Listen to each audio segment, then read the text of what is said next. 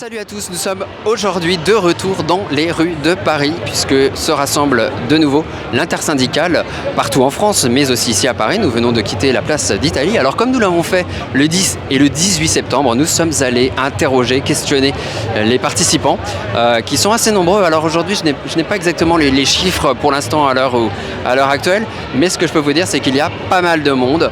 Donc nous sommes allés de nouveau les questionner, savoir ce qui les motivait, savoir également avoir un petit peu leur état d'esprit par rapport à l'actualité, par rapport à un gouvernement qui ne semble toujours pas disposé à entendre. Bref, je vous souhaite un très bon reportage.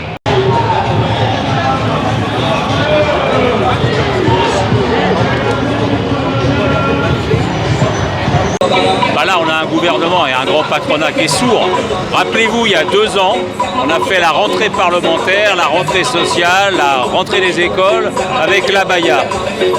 Là, on fait une rentrée en se disant qu'il y a une injustice sociale, une injustice fiscale, notamment ces 211 milliards qui sont versés à l'aveugle aux entreprises, plus le reste.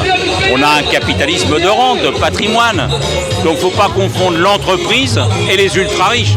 Donc moi je suis content d'être ici, c'est une vraie respiration de la démocratie sociale. Et d'ici le 13, il faut continuer à se mobiliser et se rassembler. Il ne faut pas laisser le MEDEF, qui ne représente que 10% du patronat. Donc pas 100% du patronat. Ils sont en train de faire 2 fois Bercy. Ils sont rentrés dans le budget de Bercy par la grande porte, c'est à côté. Et le 13 octobre, ils vont rentrer par l'aréna de Bercy pour créer un rapport de force. Donc il y a un conflit de classe. Il y a un conflit d'intérêts entre les 1% qui détiennent toutes les richesses et tous les autres, on est presque 99% à travailler et à faire la richesse de ce pays. C'était important pour vous aujourd'hui d'être là ? Oui, c'est très important. C'est une continuité du mouvement, entamé le 10, continuer le 18, et pour envoyer un message très fort au gouvernement, on lâche rien. Moi, pour la première raison pour laquelle je suis là, je pense que c'est l'inaction de notre gouvernement à changer de cap budgétaire. C'est évident qu'aujourd'hui, Macron s'accroche à un pouvoir qu'il n'a plus. Il a perdu quand même 3 fois d'affilée les élections, les européennes, les législatives. Et je pense que ça va être aussi la débandade aux municipales. Il s'accroche à un pouvoir pour mener toujours la même ligne, austéritaire, moins d'argent pour les services publics. Moi, je suis fonctionnaire de la fonction, je suis fonctionnaire. Nos salaires, ils sont complètement décrochés par rapport à l'inflation. Je travaille aussi dans l'environnement, les budgets pour l'écologie sont complètement sacrifiés. Et le seul budget qui augmente là cette année, c'était la guerre dans le précédent gouvernement, ce qui était proposé. Moi je suis désolé, en plus je suis en milieu de vingtaine, donc a priori s'il y a la guerre c'est moi qu'on appelle. J'ai autre chose à foutre qu'aller crever à Odessa pendant que nos hôpitaux ils tombent en ruine. Donc voilà, je pense que c'est la principale raison pour laquelle je suis mobilisé aujourd'hui. Je suis retraité et ce qui me motive, c'est d'être là avec les actifs contre l'ensemble des prévisions budgétaires qui sont catastrophiques pour le monde du travail comme pour les retraités et les chômeurs aussi. De manifester contre le déni de démocratie dans lequel est Macron depuis la dissolution, mais bon, aussi bien avant, et manifester contre ce capitalisme qui nous mange. En fait, il y a un gros ras-le-bol aujourd'hui en France de tout ce qui se passe, je trouve, et au niveau international aussi. Donc voilà, on est là pour montrer qu'on est en colère de tout ce qui se passe, de l'austérité, de la répression, de ce qui se passe en Palestine et de ce qui s'est passé aussi aux précédentes manifs avec des arrestations arbitraires et la violence policière. Donc voilà. Moi, c'est la situation actuelle qui me motive à la fois en France et à l'international. Donc en France, on a un système cannibale qui nous nique nos services publics. Excusez-moi, j'ai été grossier. Mais en gros, c'est ça le sentiment que beaucoup de jeunes partagent. Moi, je suis à un stade de ma vie où je commence à rentrer à la fac. Je me demande comment ma vie va être, quel taf je vais avoir, si je vais avoir des enfants, dans quel monde ils vont vivre. Et en gros, je vois qu'on va plein dans le mur. Et c'est le sentiment que tout le monde a, en gros. C'est pas ça la normalité, ça devrait être quelque chose contre lequel on devrait se révolter. Et à la fois aussi à Gaza, c'est un truc inacceptable de voir un génocide sur mon téléphone comme ça. Je peux pas être humain et continuer à vivre comme ça. Donc c'est pour ça que je viens gueuler contre le gouvernement et contre ce monde dont j'en veux pas en fait. Alors d'abord, on fait partie de l'enseignement supérieur et la recherche, donc qui est complètement dévasté au niveau des financements, puisqu'on est obligé de fonctionner sur des fonds propres de l'université. Ça veut dire que l'État ne verse plus ce qui est nécessaire au fonctionnement et à l'ouverture de postes. Donc déjà, on est pénalisé par rapport au nombre de postes ouverts, ne serait-ce que pour les enseignants-chercheurs, mais aussi au niveau des personnels BIATS. D'autre part, il y a eu des prises de décisions, de lois qui contre les fonctionnaires. Par exemple, 10% de moins sur notre salaire lorsqu'on est en congé maladie. Bon, ça c'est juste pas vivable, puisque les congés maladie c'est un droit social, et apparemment c'est la remise en cause d'un droit social. Donc il y a ça, mais il y a aussi le déremboursement au niveau de la sécurité sociale, etc. Très important, il faut continuer sur la continuité du 10, du 18 et aujourd'hui du 2 octobre. On est là contre l'austérité, contre le futur budget. Il faut que l'austérité cesse envers les travailleuses et les travailleurs. C'est pour ça qu'on est là aujourd'hui. Je discutais avec un syndicaliste de la CFTC, lui dit « moi j'ai rien à voir avec le 10 ». Effectivement, on a nos camarades d'autres organisations syndicales qui ne sont pas d'accord sur cette date. En fait, nous, on est parti du 10 parce que c'est une date où c'était un mouvement au départ citoyen et j'estime qu'il ne fallait pas passer à côté comme on avait fait avec les Gilets jaunes. Pourquoi différents syndicats existent? Parce qu'ils n'ont pas forcément les mêmes intérêts à défendre.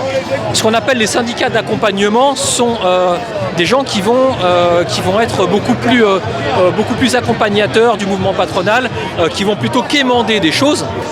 Les syndicats de lutte, c'est pas la même chose. Les syndicats de lutte, ils ne demandent pas, ils exigent. Et ils construisent le rapport de force.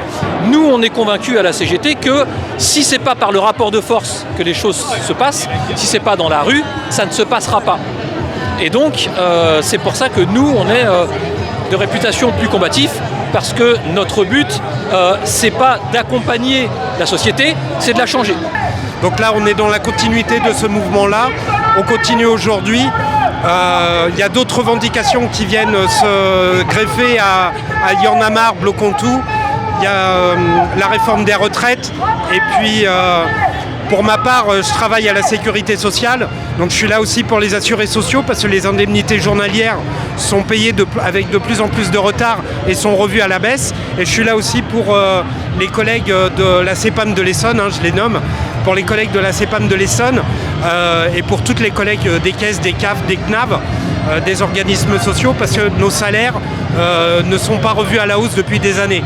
Donc voilà, on est là aussi pour toutes ces revendications. C'est important parce qu'on fait payer beaucoup aux travailleurs et nous aux fonctionnaires, les fonctionnaires qui sont quand même les boucs émissaires de la dette publique. Or, il y a beaucoup de personnes dans ce pays qui ne payent pas au niveau de ce qu'ils devraient payer, participer au budget, notamment les plus riches, les grandes entreprises. Et donc, il faut rétablir un budget de justice fiscale, de justice sociale. Je suis syndicaliste et j'ai aussi un mandat d'élu. Et puis, je suis politisée depuis longtemps. Et puis je vois bien qu'on est de plus en plus en difficulté économiquement et il y a quand même une redistribution qui ne se fait pas. Et oh là là, il y a beaucoup de raisons pour lesquelles je suis là aujourd'hui. Eh bien, c'est important pour nous d'être présents parce que l'inquiétude pour nous est grande, c'est-à-dire que la déclinaison pour Radio France des baisses budgétaires, de l'austérité budgétaire, elle est déjà prégnante, elle existe déjà, elle se traduit par des suppressions de postes, des suppressions de programmes, et ça l'auditeur peut l'entendre tous les jours. Les multidiffusions, les rediffusions, c'est au détriment des programmes qu'on ne peut plus faire parce qu'on n'a plus les moyens de les faire. Et en plus pour Radio France et tout l'audiovisuel public, le danger de la création d'une holding, c'est-à-dire qu'une nouvelle gouvernance de l'audiovisuel public qui sera forcément préjudiciable à tout l'audiovisuel public et notamment la radio. Effectivement, un retour presque à l'ORTF. Un retour à l'ORTF sans les moyens de l'époque de l'ORTF. C'est-à-dire les moyens seront extrêmement limités, la pression sera maximale du pouvoir en place par rapport à l'information notamment. Et puis voilà, l'audiovisuel public c'est aussi un vecteur important, un vecteur culturel important, de soutien à la création cinématographique pour la télévision, de soutien à la création sous toutes ses formes et notamment musicales pour la radio. Tout ceci risque de disparaître par l'étranglement budgétaire. Et c'est parce qu'il y a l'étranglement budgétaire qu'on est ici aujourd'hui aussi. Des gens se plaignent quelque part d'une partialité du service public, d'un manque de représentativité. Les gens de droite vont dire que le service public est de gauche, les gens de gauche vont dire que c'est de droite. Enfin, Limite déjà, s'il y a les deux versions, c'est plutôt bon signe, quoi. L'audiovisuel public est toujours perfectible, mais l'audiovisuel public, je pense que si vous regardez depuis sa création, au niveau de l'indépendance, oui, jusqu'en 1974, il y avait vraiment une inféodation au gouvernement en place. Par la suite, c'est une sorte de balancier, c'est un équilibre interne. Après, chacun accomplit ses missions, fait son métier du mieux qu'il peut, et je pense qu'il fait honneur à sa fonction parce que la qualité est là, l'information est beaucoup plus impartiale que sur certains médias que vous venez de citer. Nathalie Saint-Cric, on peut dire qu'elle a plutôt du parti pris, qu'elle fait un peu le service après-vente de Macron, et aujourd'hui le service public paye un peu les pots cassés du gouvernement de Macron. Alors quelque part, est-ce que vous sciez pas la branche sur laquelle vous êtes assise? Nous sillons, c'est pas nous qui sillons, c'est-à-dire que nous on choisit pas les personnes qui sont mises à l'antenne. Voilà. Après, on se doute bien que les personnes qui occupent l'antenne ne sont peut-être pas choisies tout à fait par hasard. Le fait est qu'après, c'est une question d'équilibre et de balancier. Vous citez certaines personnalités en vue. Il y a aussi d'autres choses qui sont faites. Notamment, il faut pas voir que les journaux d'information. Il faut voir aussi les documentaires, les enquêtes. Les enquêtes, vous les avez que sur l'audiovisuel public. Vous les avez pas ailleurs. Elles ont mis en valeur certaines choses et pas des moindres. Donc, il y a aussi tout ça qu'il faut prendre en compte. Je défends pas absolument un audiovisuel public parfait parce que justement, nous, on pense qu'il est perfectible. Et il doit se réinterroger sans cesse, mais c'est ce qu'il fait. Et c'est ce que ne font pas les médias privés, propriété de milliardaires, aux idées que l'on connaît, qu'ils le font. Donc pour les leçons à donner, je pense qu'ils devraient réfléchir à deux fois quand même. Alors vous, au quotidien, comment vous les ressentez justement, cette politique d'austérité, un peu, de restriction budgétaire? Il y a Delphine Ernotte, il y a eu un rapport de la Cour des comptes, là récemment, Delphine Ernotte a réagi. Oui. Ah oui, c'est France Télévisions, pardon. Il y a eu un rapport de la Cour des comptes pour Radio France qui a été assez, qui reconnaissait que les efforts avaient été faits. Malheureusement, nous on estime que c'est des efforts qui ont été faits au détriment des salariés et des programmes. Mais en tout cas, voilà,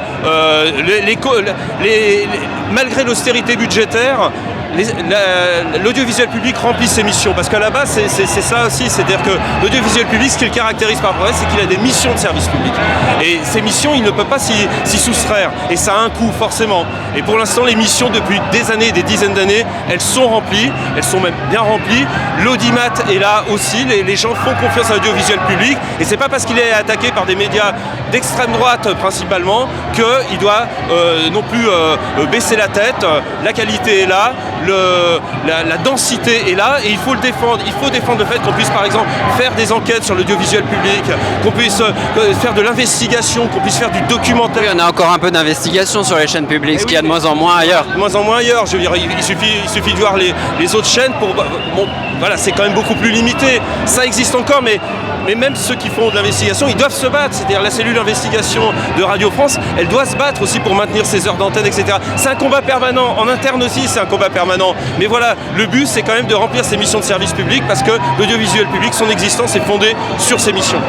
Il y aura encore des mouvements de grève à venir, la mobilisation continue? Il est fort possible qu'il y ait encore des mobilisations, notamment pour défendre l'audiovisuel public, surtout dans le danger que constitue la création de la holding, qui sera préjudiciable à tout l'audiovisuel public, à la radio principalement, c'est comme ça qu'on l'identifie, mais qui sera préjudiciable à tous les citoyens. C'est-à-dire que derrière, c'est moins d'informations, c'est moins de culture, et je pense qu'il est urgent que l'audiovisuel public soit défendu, que les citoyens de ce pays prennent conscience de l'importance de l'audiovisuel public par rapport au contrebalancier qui est fait par les médias privés, qui dépendent essentiellement des idées de leurs propriétaires. Je ne sais pas si vous avez entendu ce matin, mais apparemment, il y a des choses qui ont fuité, le gouvernement lâche des trucs, il y aurait des allègements de cotisations sociales pour les heures supplémentaires, des facilités pour les successions, le retour de la prime Macron, l'annulation de l'impôt sur le revenu pour les couples au SMIC. Vous en pensez quoi? Tout ça, c'est pas mal quand même, ils vous écoutent. Là, vous me prenez un petit peu au dépourvu, je vais être honnête avec vous, je ne suis pas au courant de tout ce c'est ce qui était annoncé ce matin, dans les médias de grand chemin, comme on dit. Oh, d'accord. Écoutez, moi je trouve que ça fait un peu lâcher du lest. En ce moment, le Premier ministre, il est obligé de passer par toutes ces annonces, parce qu'il sait qu'il est dans une situation un peu précaire. La situation est conflictuelle, elle est tendue, et il essaye d'écouter un petit peu tout le monde, donc il prend un peu partout, et si malheureusement il ne veut pas sauter, il sera obligé de faire avec certaines revendications. Moi je trouve que c'est pas ce que vous m'avez dit, j'ai pas tout entendu, mais je pense que la vraie réforme, elle viendrait sur la réforme des retraites et sur un budget avec beaucoup moins d'austérité. Après je pense que c'est pour lâcher un peu de l'aise, faire des paroles. Il faut voir dans l'action et dans la continuité ce que ça peut donner. Non, je pense que c'est de la foutaise, je pense qu'on se moque de nous. Et la CGT est très claire, les revendications sont d'abord axées sur les augmentations de salaire. Nous ne pouvons plus vivre dignement de nos salaires. Il est hors de question que des budgets d'austérité tels qu'ils sont présentés par François Bayrou et qui vont être présentés par Le Cornu soient des choses qui soient acceptables pour nous. Voilà, il n'est pas possible qu'on ait des ultra-riches aujourd'hui qui pleurent sur la taxe Glucksmann, qui pour nous est une hérésie, c'est-à-dire que c'est complètement insuffisant. Si on me demandait à moi, pour moi il ne faudrait pas leur prendre 2%, il faudrait leur laisser 2%, donc on ne parle pas de la même chose. Et en plus, les salariés, les travailleurs payent la note de la dette du capital. Donc ça c'est plus entendable, c'est terminé, on n'en veut plus. Alors l'exonération d'impôt sur le revenu pour les personnes qui sont au SMIC, elles ne sont déjà pas à l'impôt sur le revenu. Donc le gouvernement, enfin le Premier ministre vient de changer un petit peu ce qu'il allait dire. Mais après, renforcer les rémunérations non soumises aux cotisations sociales, c'est abaisser le financement de la sécurité sociale qui est notre bien commun. Et au contraire, on a besoin de plus de recettes pour les finances fiscales. Je pense qu'il faut maîtriser les dépenses et les recettes. La maîtrise des recettes passe par le fait que tout le monde doit cotiser. Et là, pour l'instant, il y a beaucoup d'exonérations patronales. Par exemple, pour 2024, on a relevé plus de 200 milliards. Donc déjà, cette maîtrise-là. Ensuite, je pense qu'il faut maîtriser les dépenses aussi, parce qu'il y a beaucoup de choses à revoir dans le budget de fonctionnement de l'État. Ne pas se mettre aux cotisations sociales une partie des rémunérations, ça crée des inégalités entre les personnes. Il y a besoin de rétablir de la justice et que chacun paye en fonction de ses moyens et pas en fonction de primes qui vont être exonérées à gauche et à droite. Et on va surtout exonérer de primes ceux qui en toucheront les plus, donc les cadres, et moins les gens qui ne touchent quasiment pas de primes et qui ne toucheront pas de primes Macron. Tous les allègements de cotisations sociales, en fait, c'est le salaire brut qui va baisser. En fait, les cotisations sociales, c'est pas des charges, c'est ça qui permet de payer la sécurité sociale, nos retraites. Et en fait, c'est une logique de court terme. On fait croire aux gens qu'ils vont être plus payés, mais on va creuser le trou de la sécu, creuser le trou des retraites. Donc c'est vraiment des fausses solutions. C'est pas ça qu'on veut. Il y a 211 milliards qui sont de cadeaux aux entreprises sans contrepartie, et c'est peut-être là qu'il faudra aller chercher de l'argent. Mais, par exemple, tu as cité l'exemple de la prime. Les primes, c'est un vrai problème puisqu'elles ne rentrent pas dans le calcul de nos retraites, de nos droits au chômage, et c'est de la mesurette. Moi, je suis encore une fois, je prends l'exemple de la fonction publique, mais c'est pareil dans le privé. C'est au bon vouloir de notre direction. Moi, c'est au bon vouloir des élus locaux qui dirigent ma collectivité. Et pour une entreprise privée, c'est au bon vouloir du patron de décerner la prime. Et en plus, la prime Macron, elle est ponctionnée sur le budget de l'État. Donc ça veut dire qu'on prend dans la poche on prend dans la poche de tout le monde, qui paye la TVA, qui paye l'impôt sur le revenu, etc., pour le remettre dans la poche de l'autre. Donc c'est vraiment nous prendre pour des imbéciles. D'abord, il y a un problème. Le budget de la France, de M. Le Cornu, vient d'être déposé au comité des finances. Donc il est déjà déposé, il est examiné, avant un examen des parlementaires, à l'Assemblée nationale et au Sénat. Donc le budget, il est fait. Donc on discute de quoi? De quelles mesures? Réellement, concrètement. Vous voyez, il y a un tel désaveu. On a un Premier ministre qui n'est pas légitime. Il ne sort pas des urnes. Il met un temps fou à constituer un gouvernement. Ce qui se dit, il va falloir qu'il l'infirme, c'est qu'il reprend la même équipe que le Barnier, la même équipe que Bayrou. Enfin, franchement, là, on est dans un moment de crise sociale et de crise économique aussi. Donc, moi, je regarde les mesurettes qui distillent comme ça un jour ou l'autre, mais c'est pas sérieux. C'est pas sérieux. Le budget de la France, c'est d'abord on discute des recettes pour le pays, pour la nation, et après on organise les dépenses. C'est sérieux un budget national. C'est pas comme ça des miettes qu'on donne en essayant d'être. C'est populiste, franchement. Vous voyez, le 1% pour les femmes qui travaillent, c'est populiste. C'est pas du tout au niveau de ce qu'attendent le monde du travail, et particulièrement les femmes qui travaillent. Tant que la redistribution est juste, donc suppression, tout ce qui peut aider les ménages les plus précaires, les plus modestes, d'accord. Après, il faut quand même une redistribution, quoi. Les droits de succession, je suis désolée, mais c'est quand même un peu nécessaire. Et puis, alléger encore les subventions sociales sur les heures supplémentaires, c'est une crétinerie. On a besoin de cette redistribution. Voilà. Touvagne, vous avez une pancarte hôpital public en danger. C'est quelque chose qui vous sensibilise, la question de l'hôpital. Vous êtes dans le secteur hospitalier peut-être? Moi je suis plutôt recherche, mais on travaille avec l'hôpital. Donc, et on est très solidaire de ce qui se passe à l'hôpital et de ce qui se passe pour notre santé en général. Alors moi j'ai pas écouté ni regardé les infos ce matin.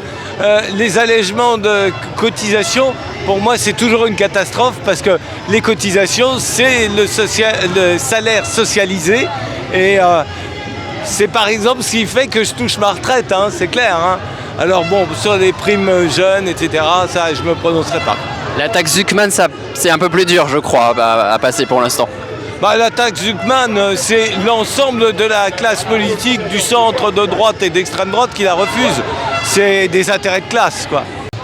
Écoute, en fait, le Cornu, j'étais pas au courant, mais déjà, je trouve que n'importe quelle réforme qu'on a au monde du travail donnée par ce système néolibéral, faut faire gaffe. Parce qu'en fait, on veut un droit au travail, pas le droit du travail. Le droit du travail pour travailler plus et gagner moins pour des patrons qui sont en contre-fiche de nous et de nos identités. C'est pas du tout ça que les gens veulent en fait. On veut une sécurité au travail avant tout, on veut des salaires hauts. Moi j'ai travaillé dans la restauration, c'est dur. Je vous dis, en gros, tout ce qui sort de la grue de Grenelle de nos jours, c'est souvent un cadeau pour les patrons et jamais un cadeau pour les travailleurs. Donc c'est un truc qu'il faut que ça change. Et même si on a des petites concessions, nous on veut pas des petites concessions, on veut changer la société. Attendons de voir, parce que en fait c'est toujours des effets comme des annonces, des effets d'annonce. Attendons de voir, puisqu'il va. Il y a l'allègement aussi, suppression des impôts pour les couples au SMIC. Attendons de voir, ça ne suffit pas, puis attendons parce qu'en fait là il fait ça parce qu'il sent qu'il y a un gros mouvement de gens qui sont prêts à se révolter contre tout ce que je viens d'évoquer. Mais attendons de voir parce que c'est bien beau de faire de la com. Mais on va voir en réalité, vous savez, Macron avait fait des promesses pendant le mouvement des Gilets jaunes par rapport à une prime de précarité qu'ils n'ont jamais eue. Donc on les connaît ces gens-là, ce sont des menteurs. Non, en fait, ça, vous êtes mal informé parce que si vous avez suivi, un petit peu plus haut, si vous avez suivi, par exemple, l'intersyndicale qui a été reçue par M. Le Cornu, en fait, en tout cas, le syndicat CGT, mais là, ici, c'est une intersyndicale, donc c'est pas uniquement la CGT, mais a montré qu'en fait, il n'a reculé sur rien, il n'a fait aucune proposition. Donc tout ça, c'est de l'enfumage. Pour les médias mainstream, peut-être, CNews, etc., va dire que, nanana. Mais en fait, non, rien de concret n'a sorti de cette réunion. Est-ce que ça sert plus à rien de discuter quelque part et qu'il ne faut pas durcir le mouvement? Ça sert jamais à rien de discuter. Mais quand on discute, il faut se respecter. Et ce que je regarde, c'est qu'il y a une intersyndicale qui n'a pas les réponses à ces questions. Notamment par des manifestations perlées, comme celle-ci aujourd'hui, il faudrait quelque chose de plus continu. Mais évidemment, il y a ceux qui manifestent cet après-midi partout en France. C'est pas rien, 250 rassemblements. Ça fait 3 fois qu'il y a 200, 250, 300, 350 rassemblements. Et puis après, il y a un soutien dans la population. Il ne faut pas opposer. Quand les auto-écoles défilent, quand vous avez la question des auto-entrepreneurs qui, eux, ne sont pas des ultra-riches, avec des plafonds à 25 000 € de revenus, vous voyez, il y a quelque chose qui est en train de gronder dans la société. Donc il faut apporter des réponses avec plus de justice sociale et de justice fiscale. Ouais, il faut une rupture de choix politiques et économiques.